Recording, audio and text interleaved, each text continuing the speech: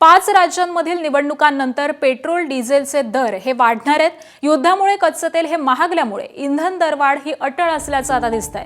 उत्पादन शुल्क घटवून सरकारकडूनच यापूर्वी कंपन्यांना दिलासा देण्यात आलेला होता, तर सध्या 1 लिटर डिझेल मागे तेल कंपन्यांना 35 रुपयांचं नुकसान होत आहे आणि उत्पादन शुल्क घटवून देखील प्रति लिटर पेट्रोल मागे 18 रुपयांचं नुकसान हे सध्या होत आहे। एप्रिल 2022 पासून या तेल कंपन्यांनी दर हे वाढवलेले नाहीयेत, तर गेल्या महिन्यामध्ये तेल कंपन्यांना रोज 2400 कोटींचं नुकसान होत आहे आणि याच अनुषंगानं आता तेलाचे दर हे काहीसे वाढताना दिसणार आहेत।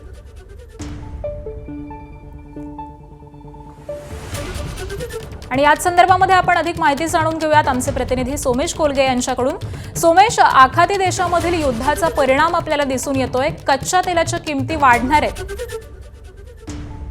केला जातोय आकांक्षा, आपण एक गोष्ट लक्षात घ्यायला हवी की सर्वसाधारणपणे या संपूर्ण रशिया युक्रेन युद्धापासून अनेकदा कच्च्या तेलाच्या किमती या प्रति बॅरल 120 वरही गेल्या, कधी त्या $70 वरही आल्या होत्या।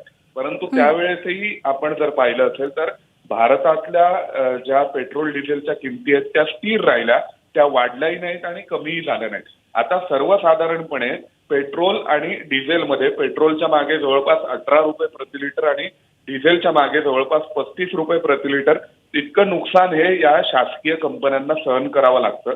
परंतु त्याचा अर्थ असा नाहीये की लगेच तितक्याच रुपयांनी पेट्रोल किंवा डिझेल महाग होईल, कारण अनेकदा पूर्वीच्या काळात कमावलेला नफा हा या काळामध्ये ऍडजस्ट केला जातो। या सर्व शासकीय कंपन्या त्या काही प्रॉफिट अर्निंग कंपन्या नाहीयेत, त्यामुळे तशा अर्थाने नफा ऍडजस्ट केला जातो किंवा एक्साईज शुल्क कमी केलं, प्रति लिटर जवळपास 10 रुपयांनी शुल्क कमी करून मोठा दिलासा दिला होता केंद्र सरकारने, त्याच्या मार्फत सुद्धा कंपन्यांनी आपापल्या बॅलन्स शीट ऍडजस्ट केल्यात।